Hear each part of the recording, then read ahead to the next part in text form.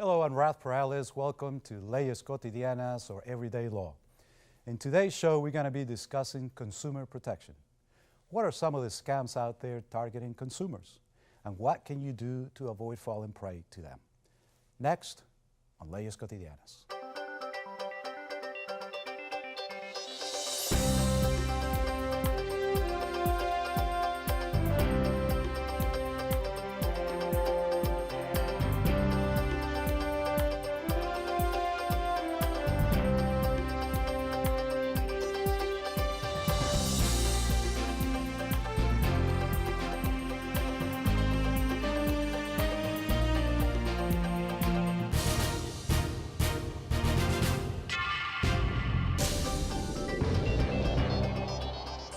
Hello, welcome back. Today we're going to be discussing consumer protection, and I have the pleasure of having Liz Coyle, who's the acting executive director of Georgia Watch. Welcome, Liz. Glad to be here. And I know it's probably been about 5 or 6 years maybe since we did a show with Georgia Watch, and a lot of things have happened in the consumer protection area. I know we, of course, have now the Consumer Protection Bureau. That's right. Which is a federal agency that is supposed to be watching over consumers nationwide. And a lot of scams are getting, far more. Scammers are smart. I mean, it's just unbelievable how high-tech they've gone. Absolutely. And how difficult it is now to tell the difference between a scam. So why don't you start by telling us what are some of the scams that we're seeing out there today, which I suspect is going to be the same old scam dressed in a different way. Well, the scammers actually stay so far ahead of the investigators, whether it's the FBI or the Federal Trade Commission. They hide out in outside the country, but they pretend through the access to the internet, they can pretend to be outside your home when they call you. They've been recently calling Spanish-speaking consumers and with Spanish-speaking telemarketers and saying, we want to offer you a job. You just need to buy a uniform. Wire us $300. They target seniors. Now, most recently, I got a call last week from someone I was able to identify as a scammer wanting to help me enroll in the healthcare marketplace, because everybody knows open enrollment is coming. If you don't have your health insurance yet, now's the time to be beginning to shop for that.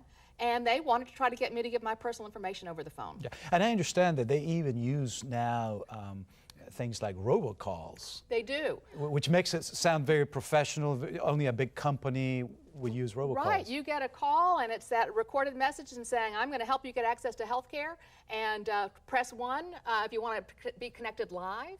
Well, guess what? Those people are trying to trick you. If someone's calling and offering you a job, offering you a free vacation, asking you to wire them money in order to get access to those things, you need to spot the scam. And of course, if they're asking you for personal information, you should never give your personal information over the phone. If you have not placed the call and someone is calling you, assume it is a scam. That's right. Even if Georgia Power calls you about your power bill, they already have your address. They already have your name. They have everything they need to know. Your health insurance company will know. So your bank, there frequently there are scams that come through emails, and it'll say it's an email from your bank, Bank of America or SunTrust, and they're asking you to click on a link. Again, to update your information. Your bank will never contact you in that way. Right. And what makes it very also dangerous, and you touched on this earlier on, was that a lot of times these people are out of the country. They can be in Eastern Europe, in Africa, all over the world. In the Caribbean islands. And pockets of them there. And it's so difficult to prosecute because they're outside the United States. Exactly. But the FBI, the Federal Trade Commission, various other regulators are out there and enforcement arms trying to break up these networks. People can, if they feel like they've been a victim of a scam, really encourage them to call 877-FTC-HELP, because that's a way to report so that the officials know what's happening. When I got that call, because Georgia Watch works to help people enroll in the marketplace, we have licensed navigators, I was able to tell that that was a scam call, and report that so that the federal officials could begin warning people and looking out to catch them. Good, good. Well, one of the things that Georgia Watch does is put out a publication, a study called Civil Justice Access to the Courts. Court Watch. Court Watch. Our annual Court Watch report. And I believe you recently put one out. Anything has changed over the last 5 years? Are you finding more or less access to the courts? Well, on balance, the courts kind of go back and forth. In fact, we've said that the last 2 or 3 court watches that we've issued, that in some cases they seem to be reaching decisions that actually strengthen consumer protections, and in other ways sometimes we feel like there's some weakening. And so we put out the Court Watch report just so that consumers have a chance to read about what's happening in the Supreme Court of Georgia and the appellate courts that might affect them, so that they are being informed and better prepared should they need to go into the courts. And we publish it. So we're just now finishing up the report that's tied to the 2014 that'll be published in 2015, this first quarter of the year. And sometimes we find that we weigh in and file briefs with the Supreme Court if we feel that there's a current case pending before the Supreme Court now that we feel could impact consumers, and we've just recently filed a brief. Okay. Now, a few years back, maybe 2-3 years ago, the legislature increased the cost of filing a lawsuit in magistrate court, and it's the consumer court, we call it, for the consumer protection. So now, are you seeing maybe any, inability of people to access the courts because they can't afford to pay, $200 or whatever it takes now to initiate a lawsuit? Have you done any studies in that area? We haven't in that particular. I mean, I'm certainly aware that the cost is an impactful one. One of the things that we've recently found out about is that in certain arbitration agreements, they might require that and we've put out a paper, and it's on our website, georgiawatch.org, where you can find out our recent warnings to consumers about binding arbitration agreements. But some of them will require that to be heard in a certain county in Georgia. Well, if you're in Savannah and you've got to go up to Fulton County to have access to the courts, that's more than $200. Traveling to and from Savannah, right, staying overnight. So we do have a lot of concerns about anything that makes it, if people can't afford a lawyer and they want to go to the magistrate court, there should be as few constraints on that as possible. Right, and there's also a trend there to require the arbitrations, not filing a lawsuit in court, but a private arbitration that can be just as costly. Right. And basically everybody will sign off that the 2-page agreement with a tiny letter. That's right. In the yellow form in the back, when you you start a service on a cell phone or something that says you give up your right to go to the courts, you got to arbitrate. People need to pay attention for that. And recently, the United States Supreme Court has made several recent decisions that make it clear that they favor arbitration agreements. Consumers need to be aware of the dangers when they're signing something like that. We all, every time we go on the internet and we want to access some new website or some, whatever service we're providing, it's read the terms and conditions, and it's 10 pages long. So you click it, and you are almost always agreeing to a binding arbitration agreement, whether it's your phone company, whether it's your cable provider. Okay. So yeah, you got to be careful because you can be bound and you don't have the upper hand. I mean, I always say that courts are the great equalizer. Right. When you're in court, everybody's the same. Right. But when you go to arbitration, things changed. You mentioned obviously the Affordable Care Act open enrollment. Right. This time of the year in the fall. That's right. And you do a lot of work in that area. We do. Tell me a little bit about how are you finding that people it's accessible to people now? Have we solved all the problems with the website? I understand. In fact, I believe the president just announced that they're doing everything they can to make sure that this time around the healthcare.gov website will be working perfectly, and that they're testing it. But we have licensed navigators on our staff at Georgia Watch who are there to help people enroll. Maybe they're having trouble navigating the website. Maybe they want to do some things over the phone. And so open enrollment begins November 15th. And those who have not gotten insurance in the first go-around, year one, this is year two, should begin searching in the marketplace. It's going to last through February. And this is an opportunity for people to select their plans and look for what's best for them and their families that they can afford. And also, this is a time when people who had insurance last year have a choice of whether or not they want to renew or shop for a different plan in the marketplace. Right, and you mentioned that is very ripe for scams, because obviously people are going to start calling, the scammers calling about and using that as an excuse to get your information. But other than that, are you finding any sort of, and I don't want to say abuse, but companies that putting out policies that are really not what people think they are as far as coverage? Have you had an opportunity to look at that? Well, one of the things that we hope will be better addressed in this round of open enrollment is that the companies that are offering plans in Georgia will have broader provider networks. We did get some calls from people last time around who enrolled, and many of them got insurance for the first time because the Affordable Care Act made it so that they could afford it. But they'd never had insurance before. They didn't know to check to see if their doctor was included in the provider network, for example. And so we're hoping to see that will be addressed and improved this time around. And my understanding also is that you're having more companies go into the marketplace now. There are a number more here in Georgia. Right, and I think it's just a matter of sort of kind of the system working itself out, because everybody was, you know, it was an unknown. Is this going to work? Is it not going to work? Right. That's right. The first year, there were, and particularly officials in this state, some of them were digging in, saying we don't want the Affordable Care Act in Georgia, but it worked pretty well. And hundreds of thousands of people in Georgia now have access to health care insurance that they didn't have before. Unfortunately, the state of Georgia has decided not to expand Medicaid, one of the key provisions originally of the Affordable Care Act. So roughly 500 to 600,000 Georgians are still without access to affordable health care because of that. Okay, and that kind of brings me to another area that I know Georgia Watch works in, and that is sort of watching over the so-called not-for-profit hospitals. Because of the nonprofit charter, they're supposed to provide a certain level of indigent care. Explain how that works. That's right. So nonprofit hospitals, by virtue of the fact that they're nonprofit, don't have to pay the property taxes. So they have a huge amount of money potentially that they're not paying in taxes every year.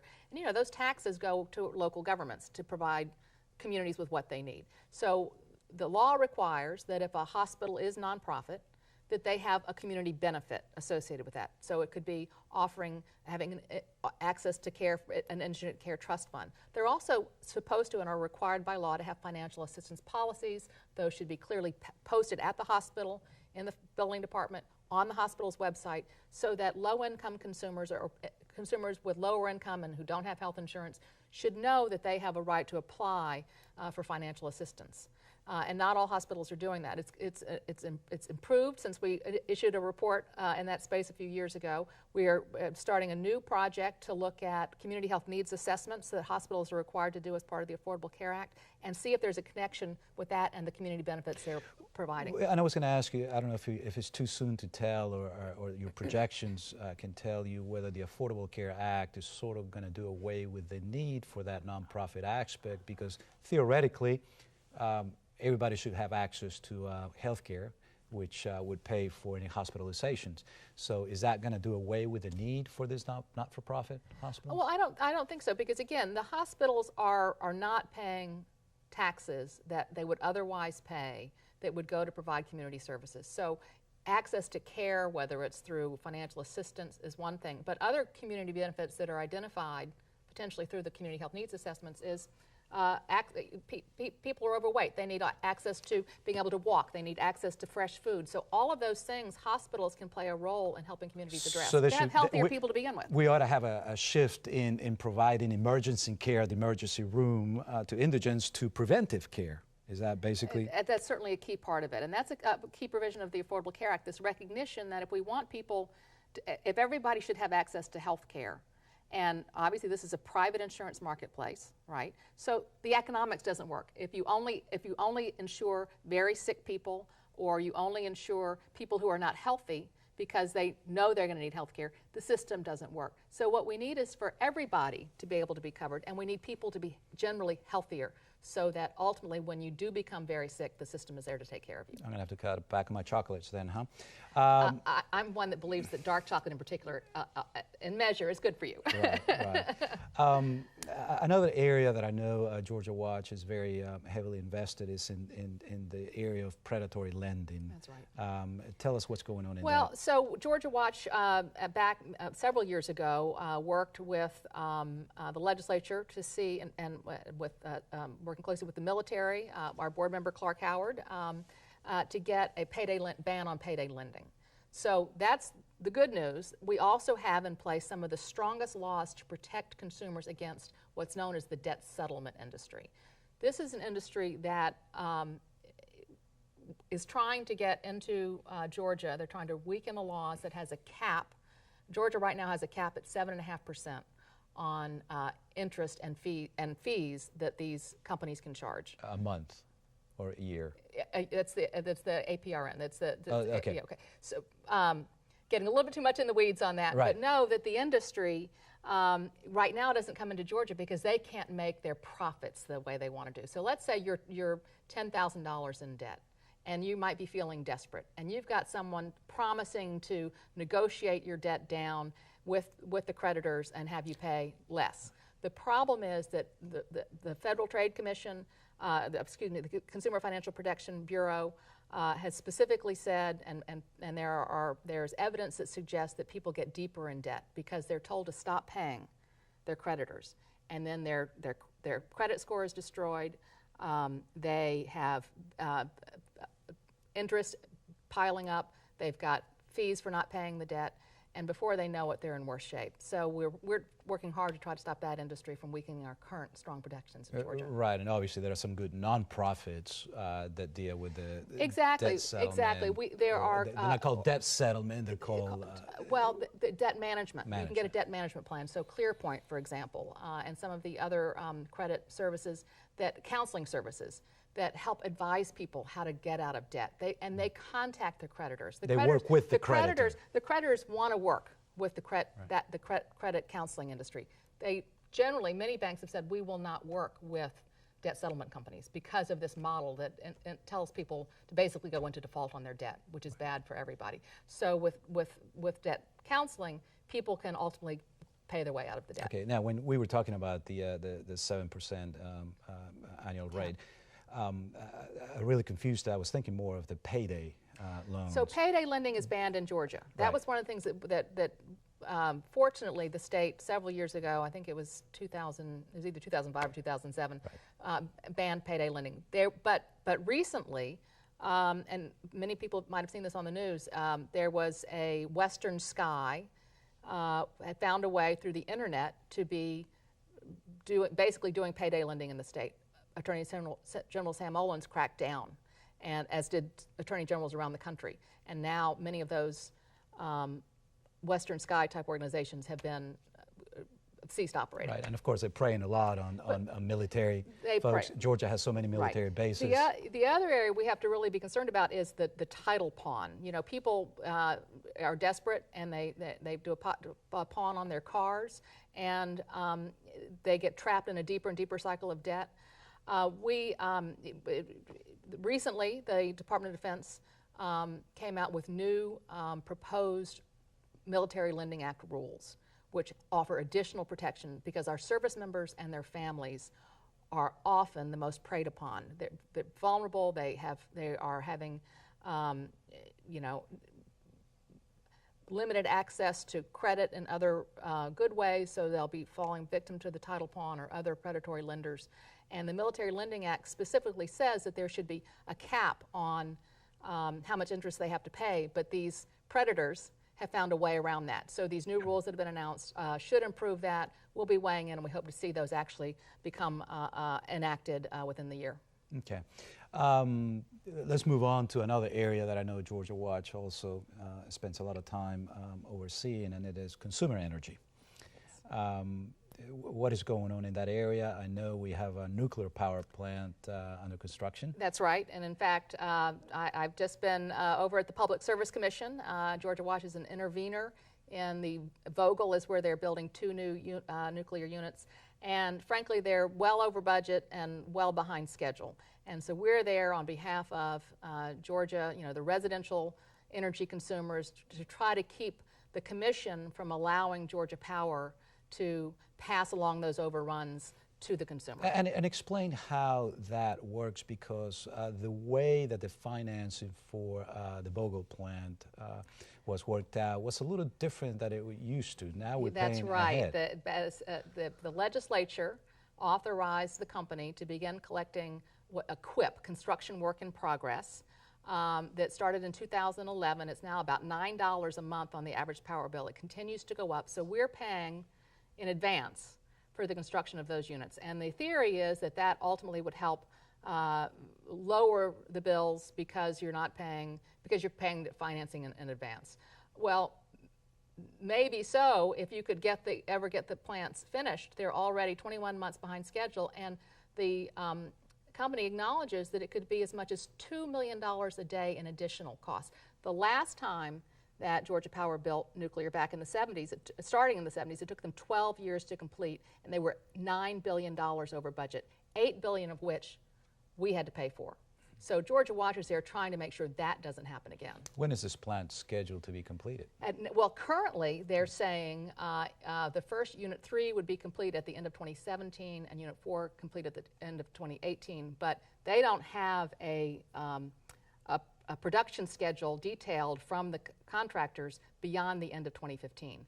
So in the hearings that are happening now, they acknowledge they really don't know when they'll be complete. Is the projection that once those plants come online, the cost of energy production is going to go down, or is this going to be one of those things that $9 QIP that we're paying now is just going to become built into the rate? It'll just be built in, and then it'll even go up some from there. That'll still be an increase beyond that, but 2 to 4%. So the bills keep going up.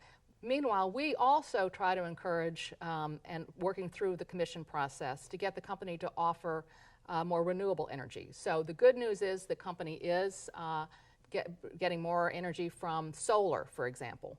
But we want to see people in Georgia have access, if they want to have install their own solar panels. We're working now actually with the legislature in the hopes that people would have the opportunity to finance their solar panels if they can't buy them outright. And explain a little bit that, because the way I understand it is that only Georgia Power has the authority to generate power. Or a cooperative. Or a cooperative, because of the Territorial Act. But, exactly. The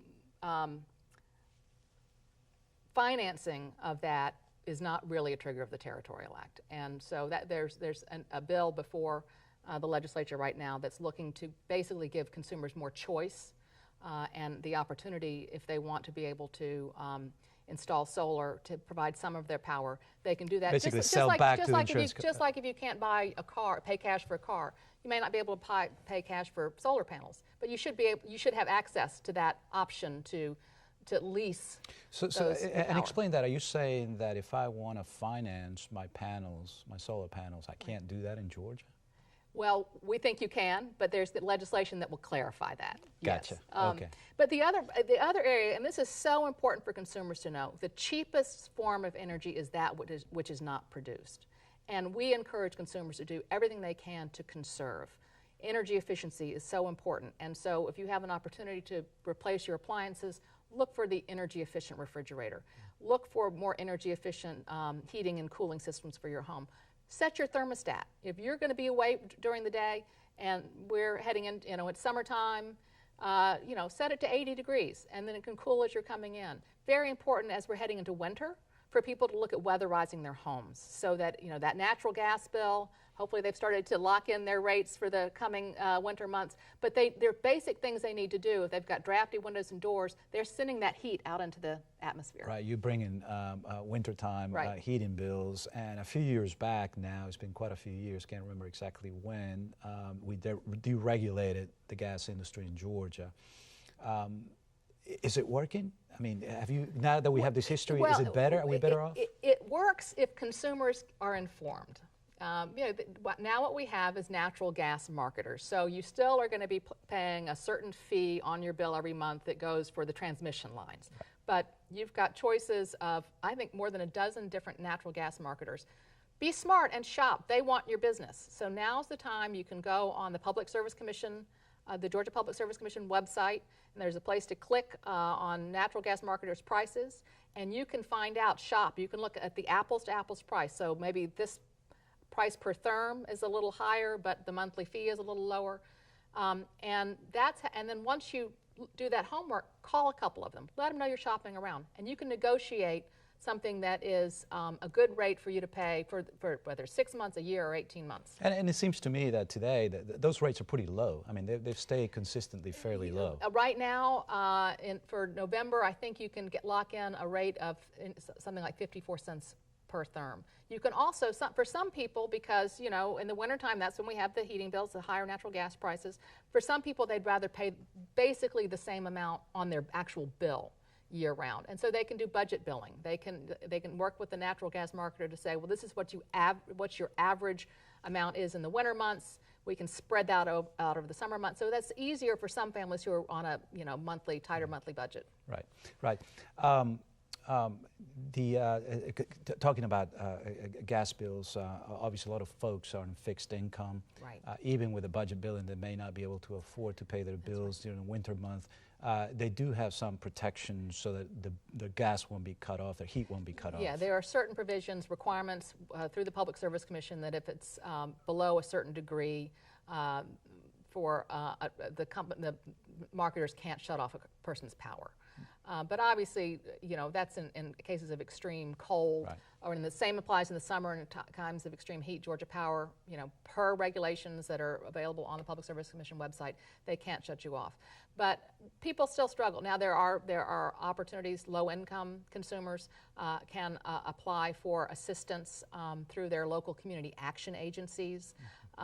Is there a website or some place they can go to get this information? Yes. Well, Georgia Watch, on our website, georgiawatch.org, we have that information, and the Public Service Commission, but also the Georgia Environmental Finance Authority is the regulatory body here in Georgia that administers the funding that comes through the federal government and also through the power companies that can help low income. But most important, before you need to get that money to help you pay your power bill or your heating bill, weatherize. And low-income consumers can get free weatherization through the Georgia Environmental Finance Authority. Right. Liz, unfortunately, we're out of time. I want to thank you so much for joining us today and bringing us all these good tips. Thank you, Ralph. I enjoyed it.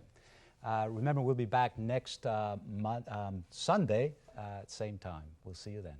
Leyes Cotidianas les llega a ustedes gracias al generoso apoyo financiero de la Fundación de Justicia Civil del Estado de Georgia.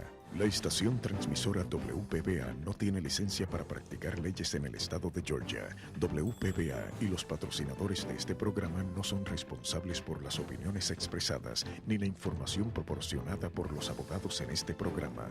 Este programa se ofrece como un servicio público. El objetivo de este programa es de informar y educar y no de proveer consejo legal. Si usted necesita consejo legal, favor de consultar a un abogado.